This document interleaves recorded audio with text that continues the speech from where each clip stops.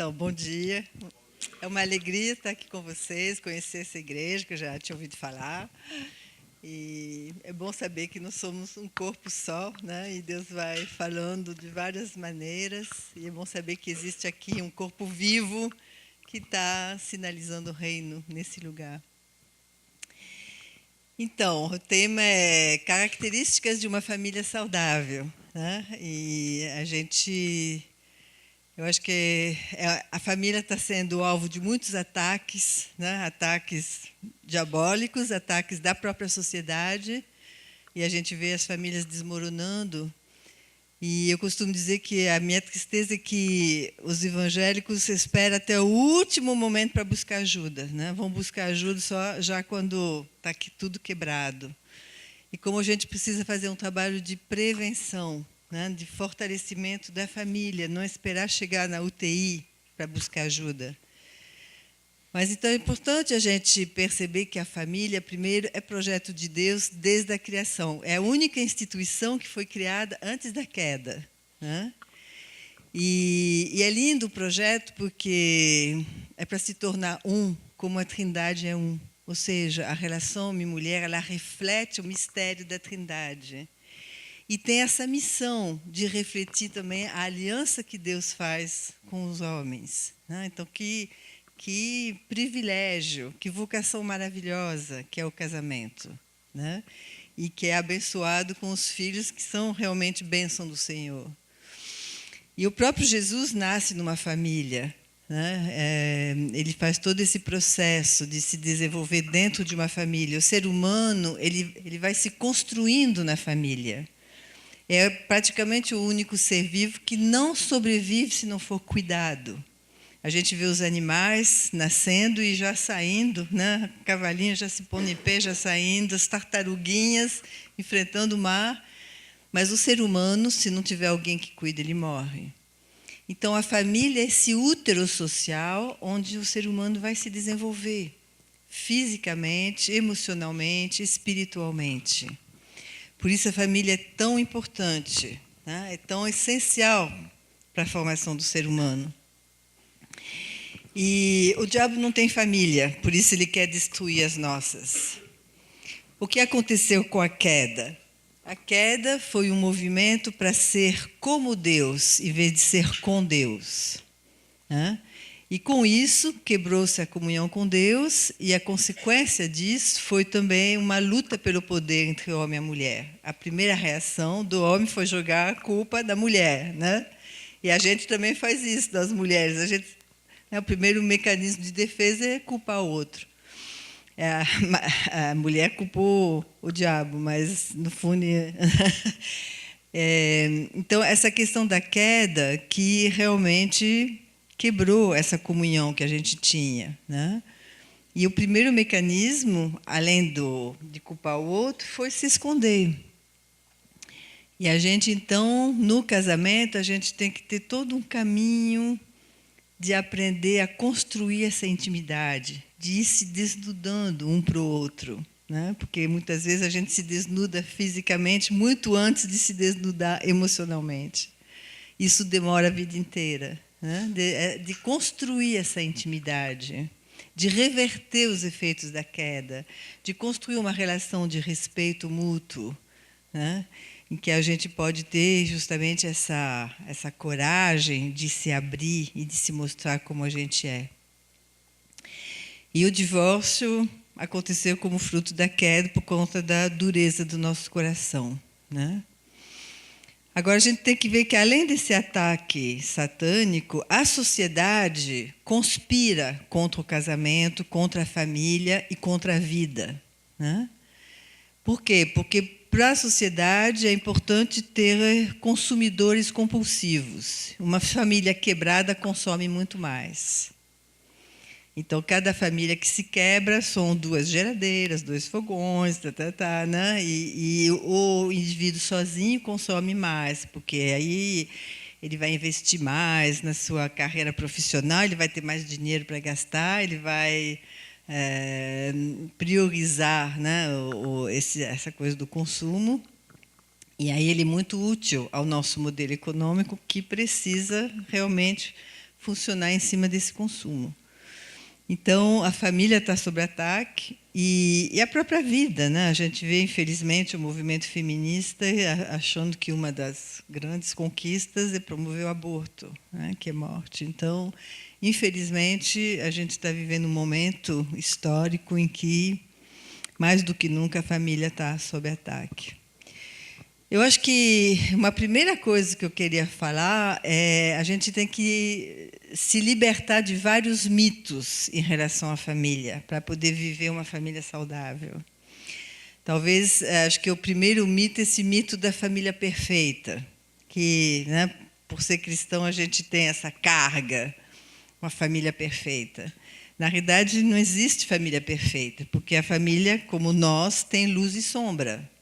Tem luz porque fomos criados à imagem de Deus e nós temos essa capacidade de intimidade, essa capacidade de amar, de se relacionar, de criar, de gerar vida. Somos co-criadores com Deus da vida. Mas também tem sombra porque nós somos feridos, nós somos pecadores, né? E eu costumo dizer, o pecado é o mal que eu faço para mim e para o outro a partir do mal que me fizeram. São mecanismos distorcidos que eu desenvolvo para ter afeto, para ser reconhecido e para me proteger do sofrimento. Então, essas feridas não tratadas, elas vão gerar atitudes ou de agressividade, ou de anulação, ou de fuga, que vão ser destrutivos nos meus relacionamentos, né? Então, por isso a família, ela tem luz e sombra. Mas a sombra é a plataforma de transformação. Cristo morreu por ela. Quando a gente nega a nossa sombra, a gente está negando a cruz. Ele morreu por causa disso.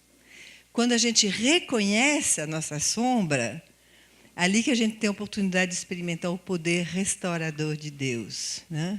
A palavra diz isso em 2 Coríntios 12, 9. Né?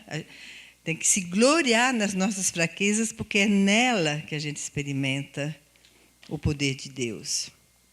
Então, a família é esse contexto em que a sombra vai aparecer para ser tratada, né? A sombra, inclusive, das nossas heranças familiares, porque todo casamento é bicultural, todo casamento traz uma herança de cada um dos parceiros.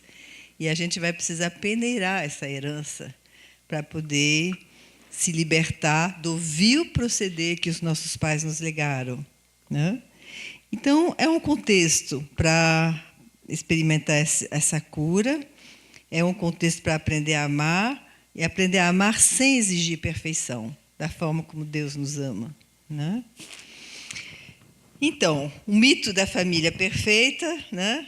Vamos nos libertar disso. Essa coisa da teologia da vida vitoriosa, da teologia da prosperidade, que tudo vai... Casar e viveram felizes para sempre, isso aí realmente é um conto. A Bíblia mostra a realidade de famílias disfuncionais. Deus é o Deus de Abraão, Isaac e Jacó. Famílias disfuncionais, mas Deus agindo para reverter os efeitos do mal, né? E ajudando as pessoas a crescerem e serem restauradas. O segundo mito é o mito do bom manual que produz a família feliz. Os 10 passos para ser feliz no casamento. Isso aí não funciona.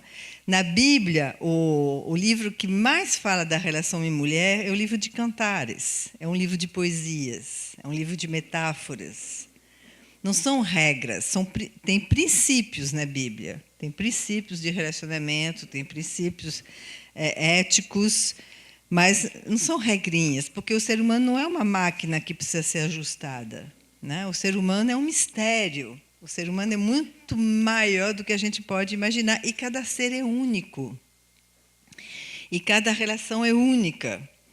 Então, a gente tem que também se libertar dessa coisa muito pragmática, muito de autoajuda, que tenta meio que encaixar o casal numa coisa estereotipada, quando cada casal vai ter que encontrar o seu próprio equilíbrio, a sua maneira de se relacionar, a sua maneira de distribuir responsabilidades. Calma, ainda não estou nas regras, não. Eu nem comecei um ainda. Calma, eu estou na introdução. Então, não tem receitas, tem princípios, né? E é uma relação dinâmica que evolui com o tempo e que precisa, então, cada um vai ter que encontrar o seu próprio caminho. O terceiro mito que eu queria, assim, realmente alertar para a gente ter cuidado, esse mito da hierarquia rígida e unilateral. Né? Durante muito tempo, as mulheres foram oprimidas por essa coisa impositiva. O homem manda, a mulher obedece e acabou, né? Dessa submissão assim, coercitiva. E não existe isso, porque na Bíblia o princípio é de submissão mútua. Né? Não é dado aos homens o direito de exigir a submissão da mulher, mas é dado a cada um o privilégio de se submeter ao outro para construir uma relação de reciprocidade. Né? E quando acho que a gente fez uma interpretação muito errada dessa palavra auxiliadora, porque auxiliador em português lembra auxiliar, auxiliar lembra subalterne, né? Então ficou muito fácil para reforçar essa questão da submissão. Mas a palavra usada na Bíblia, a mulher sendo auxiliadora do homem, é a mesma que é usada para falar de Deus auxiliador do ser humano. Ou seja, não é uma coisa hierárquica, é uma coisa assim de contribuição essencial na vida um do outro. Né? Então, e principalmente, acho que a gente tem que lembrar que nós não estamos mais debaixo da condenação da queda. Em Cristo, nós somos um. Em Cristo, a gente pode resgatar o projeto original. Esse é o convite. Né? Não é para a gente tentar apenas encaixar as pessoas no modelo por conta da queda, mas é resgatar o projeto original de uma submissão mútua. Então, a família é um sistema que é dinâmico, que tem duas forças, uma força para dentro, que gera a homeostase, né, que é para gerar um equilíbrio da família, manter a família unida, e uma força para fora, que permite o crescimento. É um sistema que precisa ser conhecido dentro de um tempo, de um espaço específico. É diferente ser família aqui e ser família no interior do sertão ou na Índia, né? Então depende do momento, depende do contexto. É uma família que sofre pressões externas e internas, né? Porque a própria família tem um ciclo vital que vai exigir mudanças, transformações ao longo da vida. E, claro, cada crise que a família vai passar, toda a família passa por crises. E cada crise, como bem diz a palavra em chinês, né, é perigo e oportunidade. Cada crise é perigo de romper, mas é também oportunidade de restauração, de aprofundar o vínculo, de consolidar o vínculo e de crescimento. Então, nós temos crises sociais, né, porque a família, como falei, é bombardeada por uma sociedade que jaz no maligno. É um sistema iníquo, que é bem descrito em 1 João 2, 15 e 16, né? Concupiscência da carne, concupiscência dos olhos e soberba da vida. Isso deu o quê? Concupiscência da carne, o hedonismo, o prazer sem medir as consequências. Né? E hoje muitas famílias estão sendo destruídas em função desse princípio. Né? Porque essa coisa da internet, um toque, já posso ter acesso a um prazer individual, perverso, e que vai destruir a família. Né? Concupiscência dos olhos, que é essa coisa de ver e querer possuir, que é muito usado pela sociedade de consumo, a publicidade usa isso, né? Que deu justamente uma sociedade consumista.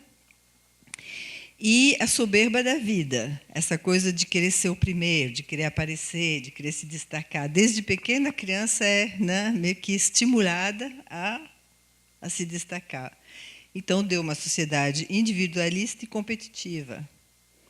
Então, nós vivemos num mundo que favorece a aparência, o desempenho, o status, o consumo, e a gente precisa né, como cristão, reverter isso, reconstruir a nossa identidade. Nascer de novo é reconstruir a nossa identidade em Deus, que me dá o meu verdadeiro status de filha, a minha verdadeira capacitação no Espírito Santo e o meu verdadeiro valor, o sangue de Cristo derramado na cruz por mim, né? Então, é todo um trabalho de aprofundar essa identidade, né, para poder resistir a essa pressão da sociedade que nos empurra, então, para um mundo muito materialista. Crise social também gerada pelas mudanças recentes das mulheres, do movimento feminista, das conquistas das mulheres, que extrapolaram, começaram com uma luta para ter direitos iguais aos homens, mas hoje estão se tornando muitas vezes caricaturas de homens, né? Em vez de mudar o sistema, estão sendo cooptadas pelo sistema para também se desenvolver apenas profissionalmente e servir a mamon, servir, né, esse modelo econômico que a gente tem aqui. Então, as mulheres e também crise por coisa dos mitos sociais, religiosos, familiares que a gente carrega da nossa herança familiar. Finalmente, a família sofre crises específicas, né? Tem crises circunstanciais, a gente viu, né? Morte, acidente, violência, desemprego. E isso a família vai ter que mobilizar a rede social para lidar com... E a igreja pode ser essa rede. Crise de desenvolvimento. O casamento passa por etapas que vão gerar crises. Tem a etapa do deslumbramento da paixão, depois da desilusão, eventualmente da luta pelo poder, eventualmente separação, ou casar de novo com a mesma pessoa, reconhecendo a luz e a sombra dessa pessoa, né? Acolhendo essa pessoa como ela verdadeiramente é. Crise, então, chega o filho, é uma crise, o filho se torna adolescente. Acho que a crise de adolescência talvez seja a pior para a família, porque é uma tríplice crise. É a crise de identidade do filho, é a crise de meia-idade dos pais e a velhice dos avós. Então, as 3 gerações estão em crise ao mesmo tempo. E, finalmente, a crise do ninho vazio, depois da invalidez, da velhice, etc. Aí, cada crise é oportunidade de reafirmar o vínculo. Tem ainda crises estruturais, por conta dessa herança mais estrutural das famílias de origem, tipo alcoolismo, situações de abuso físico, psicológico, sexual, espiritual. E aí requer realmente um exercício de reconhecimento, de confissão e de mudança. Então, a gente vê a família realmente bombardeada por várias crises ao longo do seu processo e a importância, então, de aproveitar cada uma dessas crises para crescer, né? Então, acho que é importante a gente, como eu estava falando dos mitos, desse mito de casar e viverem felizes para sempre, a gente saber que amar significa estar disposto a sofrer. Até para Cristo, nos amar significou estar disposto a dar o seu sangue por nós, derramar o seu sangue antes de nos criar. A palavra diz que o sangue de Cristo foi derramado antes da fundação do mundo. Ou seja, sabendo que o homem ia se rebelar, Cristo já se ofereceu para sofrer por nós e por isso garantiu a criação. Então a gente precisa perceber o quanto fomos amados e o quanto, pelo fato de vivermos no mundo caído, amar também tem essa carga, né? Amar significa estar disposto a sofrer também. Agora, a gente tem uma escolha, que esse sofrimento não seja estéril. Em Deus, o sofrimento pode ser o sofrimento que gera vida. A palavra diz isso também, né? Em Coríntios, tem um sofrimento longe de Deus que gera morte, e tem um sofrimento perto de Deus que gera quebrantamento e vida. Então, quando a gente aproveita o sofrimento para reconhecer o que precisa ser mudado em nós, né? Para ter humildade de pedir perdão para o outro, e para crescer, é um sofrimento que gera vida. A gente, assim, vence o mal com o bem. Esse é o princípio maravilhoso que a gente está disponível por conta do caminho que Cristo fez no nosso lugar, de vencer o mal com o bem. Né? Então, um convite para aproveitar as crises, em vez de fugir delas, e crescer através das crises. Eu queria falar, então, dessas 8 características que eu consegui listar de uma família saudável. Vamos começar, então, pela primeira. Acho que, será que, se eu puser, vai? Opa. Primeira, comunicação clara, direta e com carga emocional adequada. A comunicação é o termômetro da relação, né? E a palavra diz, a boca fala do que está cheio o coração. De fato, o que a gente fala reflete o que está em nós, né? Então, a primeira coisa é o princípio da igualdade. Só a comunicação verdadeira na igualdade. Não a igualdade do saber ou do fazer, mas do ser. Nós somos um em Cristo. Cada ser humano, né, é digno de ser ouvido com respeito.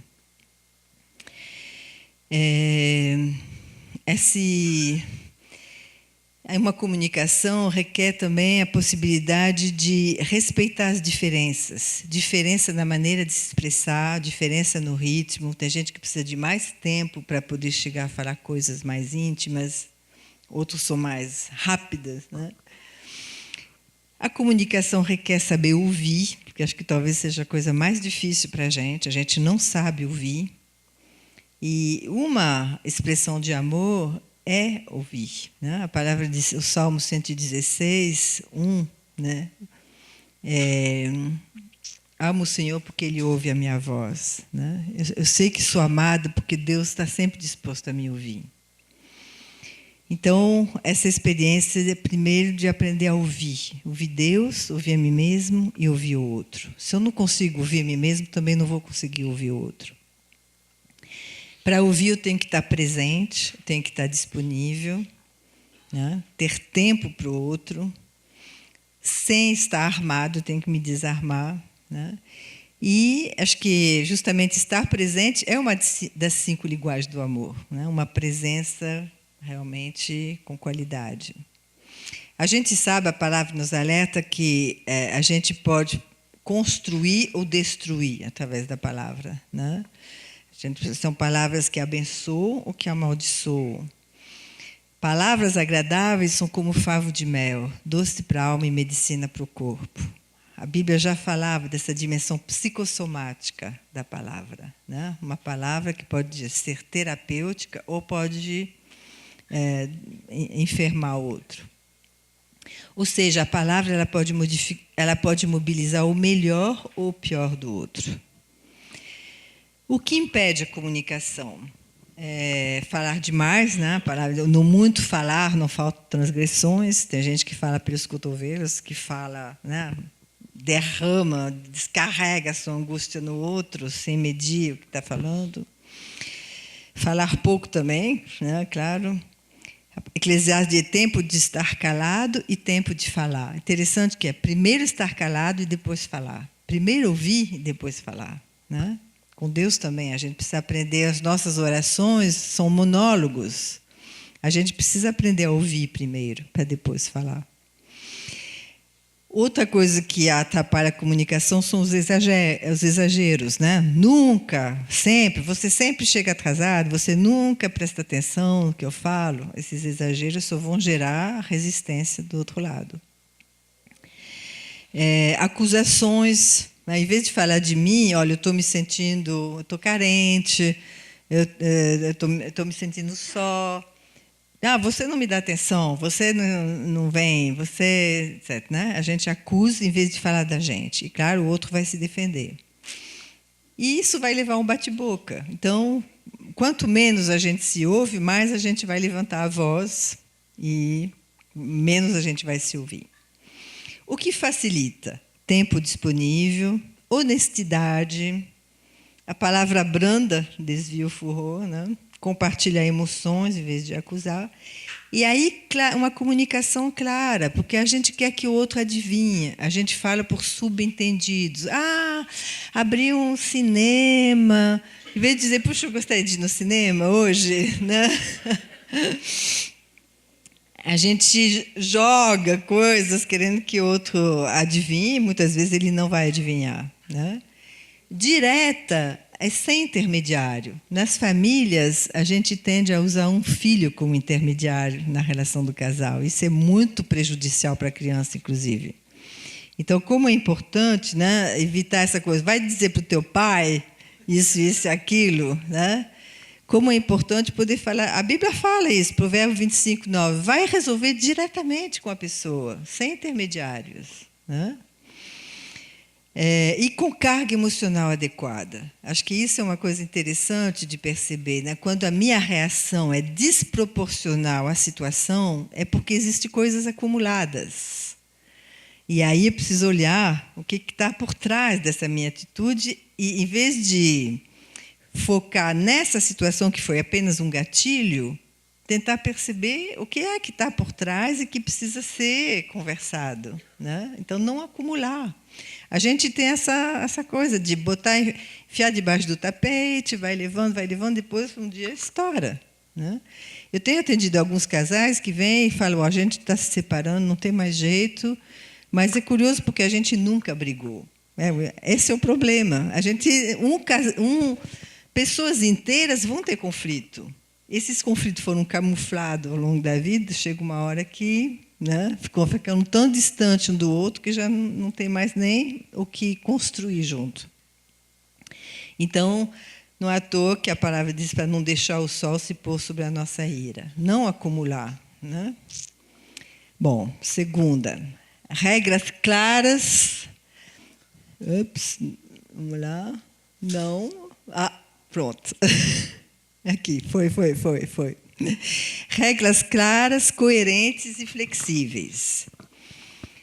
Claras da segurança, né? É importante, a palavra diz que sua palavra seja sim, sim, não, não, né? Ou é sim ou é não. Essa coisa de, primeiro é não, depois se a criança insistir 10 vezes, fica sim. Aí você está ensinando a criança a insistir 10 vezes para conseguir as coisas que ela quer.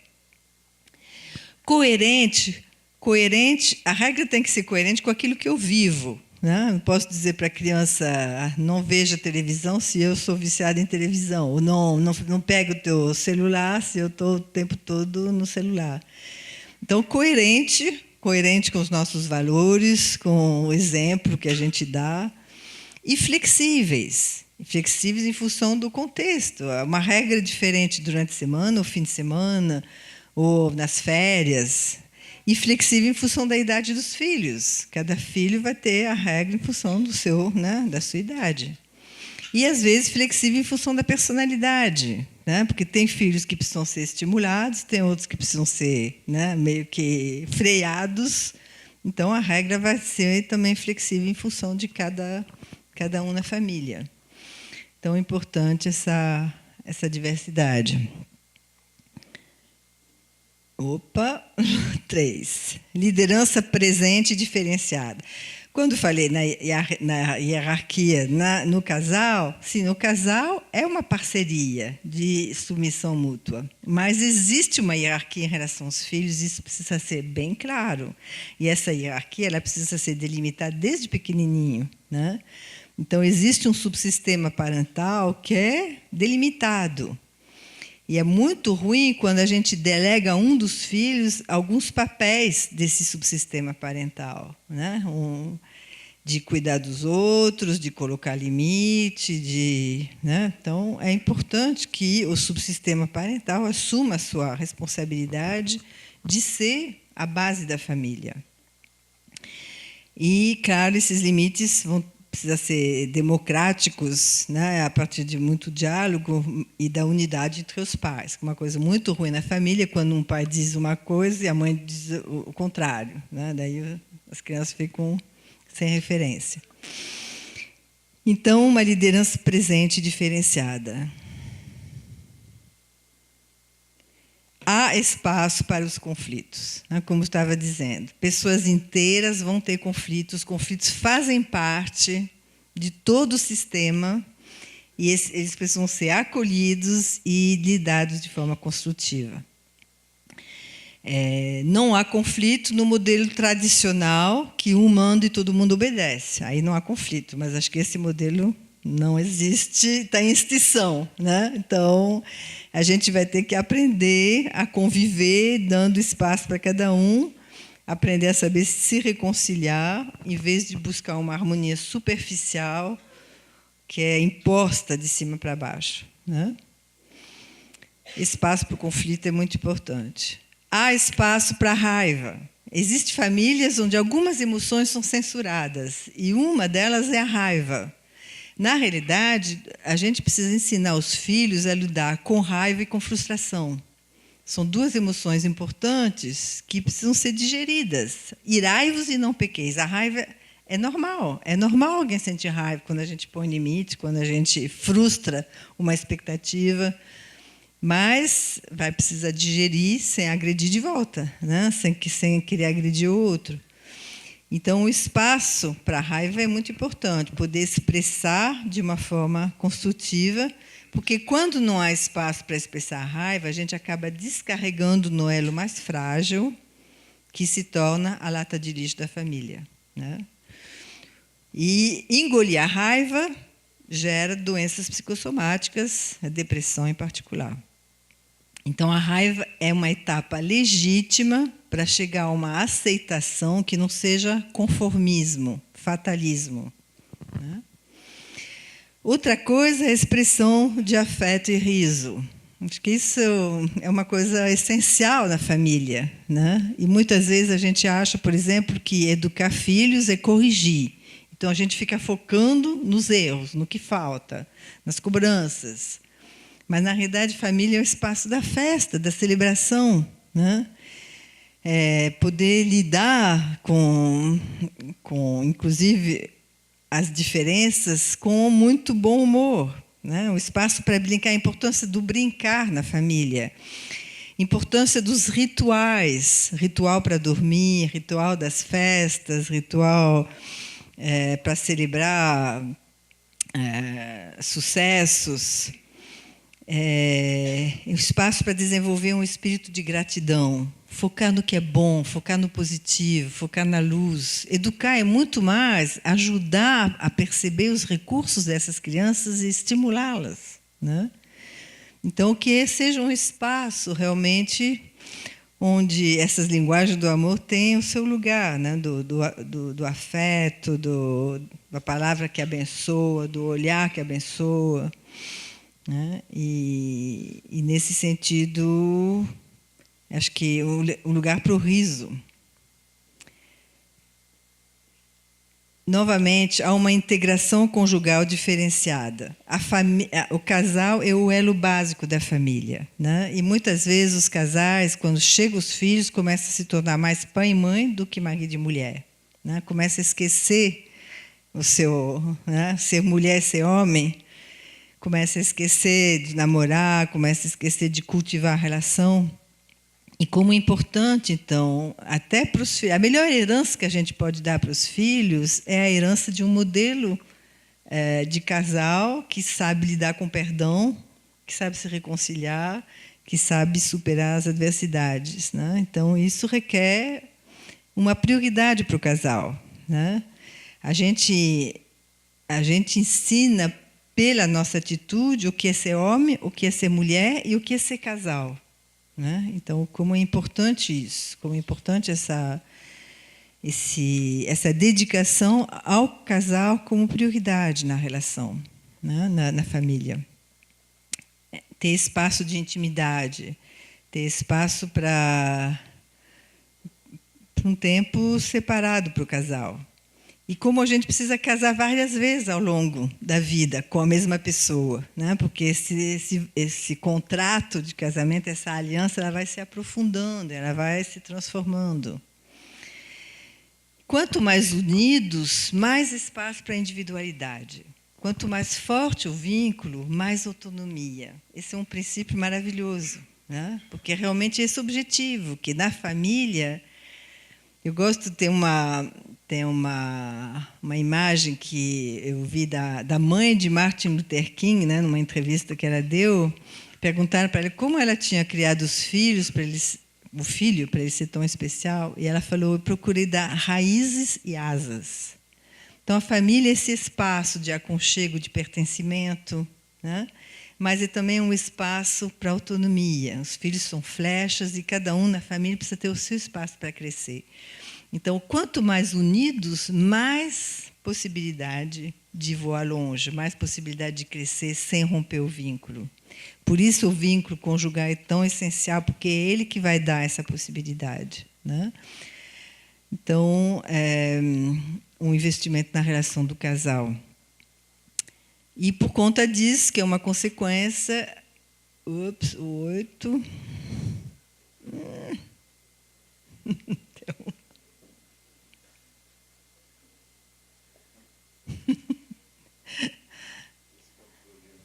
ele está um pouco... 8. A identidade de cada um é preservada. Essa é uma coisa importante, né? Porque a gente tende na família a fazer comparações, e comparações são muito prejudiciais. Você é estabanado, igual a tua avó, você é não sei o quê, ele é mais inteligente, essas comparações são terríveis, né? Na realidade, cada um é único. Deus nos fez únicos para a gente não poder se comparar, né? Não posso dizer eu sou mais única que você. Então, é importante esse respeito das diferenças e procurar desenvolver o potencial de cada um, em vez de sufocar, superproteger, podar, né? Dar espaço, inclusive um espaço para errar. A família é um espaço onde a gente precisa, né, poder errar, poder arriscar, sem ser rejeitado. Humildade de aprender uns com os outros. A gente aprende com os filhos, não somos nós adultos que ensinamos, a gente também aprende com eles, né? E onde a gente, então, vai desenvolver a qualidade dos nossos vínculos, com Deus, com nós mesmos e uns com os outros. Então, acho que isso... Eu acrescentei, enquanto estava fazendo a revisão ontem, uma característica... O pessoal tem prioridade sobre o virtual. A gente está vivendo um mundo virtual, né? E a gente está vendo isso realmente invadir os relacionamentos e gerando um individualismo exacerbado. E como é importante, então, ter qualidade de tempo junto, né? Aproveitando todas as oportunidades. Às vezes, a oportunidade que eu tenho é o trânsito, né? Estar com meus filhos no trânsito, levando para a escola, trazendo da escola. É um tempo que eu tenho para poder conversar sobre o que aconteceu, etc. Ter um lazer saudável, porque, infelizmente, né, o paulista, o lazer é shopping. Shopping é o pior lazer possível, porque eu sou bombardeada pelo consumo, né? Como a importância de poder, sei lá, andar de bicicleta junto, ir para o parque, aproveitar a vida cultural, que é tão rica, né? É só olhar o Catraca Livre e ver tantas possibilidades de coisas para fazer, de graça, inclusive, a maioria.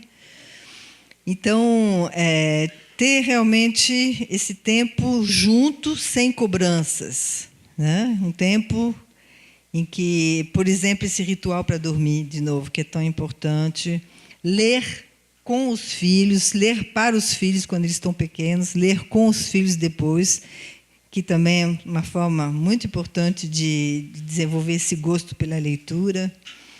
Os meus filhos, por exemplo, na França, eles não têm televisão, por opção. E os netos gostam de ler, desde pequenininho, né? Então, toda semana, eles vão para a biblioteca do bairro, trocam os livros e voltam com uma pilha assim, né? Claro, depende da idade, é só ilustração, tem pouca fala, tem um pouco mais de fala, mas toda semana eles vão trocando e uma grande parte do lazer é ler e trocar sobre o que lê, né?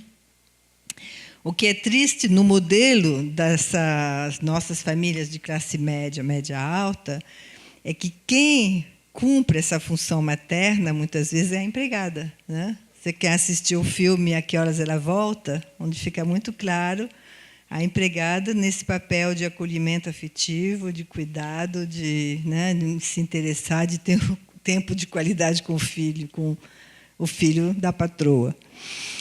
E a função paterna, que é de direção, proteção e limite, muitas vezes é substituída por uma agenda cheia e muita cobrança. Né? Você não faz nada, a tua obrigação é trabalhar, estudar, e aí uma agenda para o filho também, curso disso, curso daquilo, e não tem mais espaço para um lazer de qualidade, para esse ócio criativo, para esse tempo para ter um encontro pessoal. Né?